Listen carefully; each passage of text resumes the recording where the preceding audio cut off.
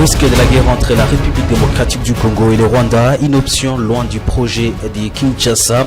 Mardi dernier, devant les conseils de sécurité, l'envoyé spécial des Nations Unies dans la région des Grands Lacs a alerté sur un risque d'une confrontation directe entre la République démocratique du Congo et le Rwanda. Mesdames, Messieurs, voilà donc ce qui résume l'actualité du jour pour ces jeudis.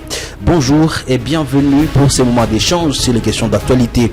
Commençons donc par la ville de Goma où des manifestations ont commencé depuis hier et c'est jeudi. La manifestation des mouvements citoyens, un mémo déposé au QG de l'EAC. Nous allons quand même parler aussi de la question des Wazalendo qui mettent en garde les gens qui déstabilisent la République démocratique du Congo. Vous aurez la chance de suivre dans l'actualité du jour Emmanuel Serugendo qui est porte-parole d'un mouvement d'autodéfense dit Wazalendo dans la partie Grand Nord de la province du Nord Kivu. Et après nous allons chuter par l'alerte d'un environnementaliste sur la disparition de quelques espèces d'oiseaux dans la ville de Goma. Messieurs et dames, vous êtes nouveaux, n'oubliez pas de vous abonner et on va se retrouver dans la deuxième partie de cette vidéo.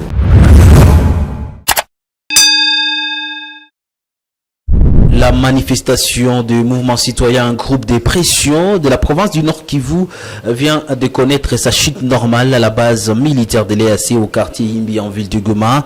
Une cinquantaine de jeunes dont le mouvement citoyen et motards ont réussi à atteindre le quartier général de l'EAC où ils ont déposé leur mémo entre les mains du commandant adjoint des forces de l'EAC, le général Emmanuel Kaputa.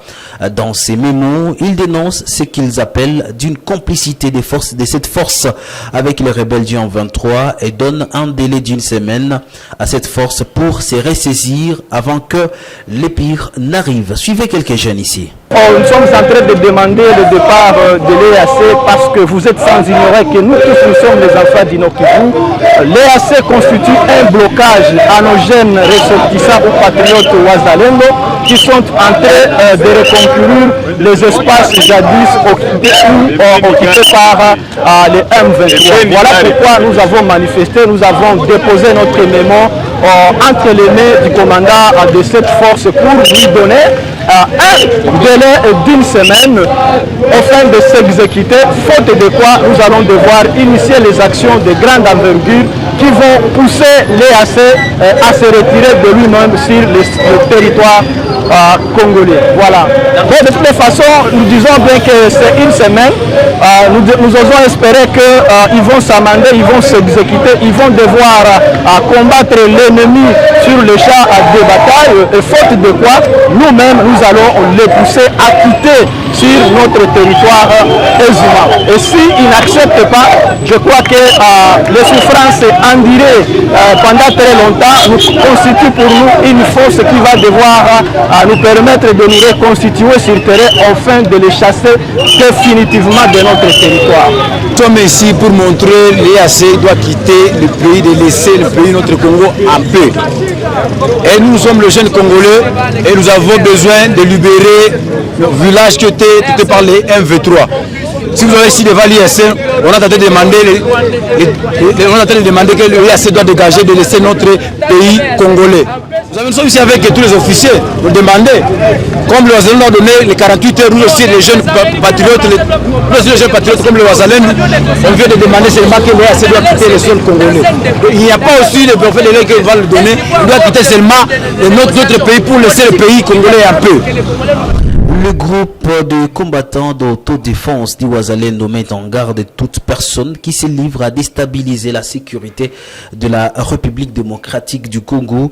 Dans un communiqué de presse publié le 17 octobre 2023 et signé par Emmanuel Serugendo, porte-parole de ce mouvement, ils se disent prêts à défendre la patrie et appellent les jeunes garçons et filles à rejoindre le mouvement pour défendre la patrie. Dans ce communiqué, ils accusent certains dirigeants des pays voisins d'avoir la soif de piller, violer et endeuiller les Congolais. Ils demandent donc à tous les citoyens congolais de les soutenir pour défendre les pays. Également, il demande aux pays voisins de ne plus avoir confiance à leurs dirigeants qu'ils qualifient de sanguinaires et qui font endeuiller les communautés et laissant plusieurs femmes veuves. Ici, je vais vous proposer de suivre un extrait de l'entretien avec Emmanuel Serugeno, qui est porte-parole d'un groupe d'autodéfense dans la province du Nord Kivu. Oui, la fois dernière, nous avons lancé des offensives et nous occupons aussi une partie de Kibumba. L'ultimatum lancé à l'endroit de l'EAC, qu'est-ce qui motive que vous, groupe d'autodéfense, lancez un ultimatum contre l'EAC? Normalement, nous avons remarqué que certains éléments, la plupart des bataillons ou des unités de l'EAC, tels que les éléments venus de l'Ouganda, les éléments venus de Kenya, appuient logistiquement et financièrement aux éléments de M23. Nous avons des informations que pour le moment, il y a plus de 6 bataillons qui se préparent d'entrer dans ces éléments de l'EAC, notamment les éléments venus de l'Ouganda et les éléments venus du Kenya. Avez-vous des preuves? Oui, les preuves sont là. La fois dernière, il y a les gens de M23 qui prenaient des photos avec les gens de l'EAC.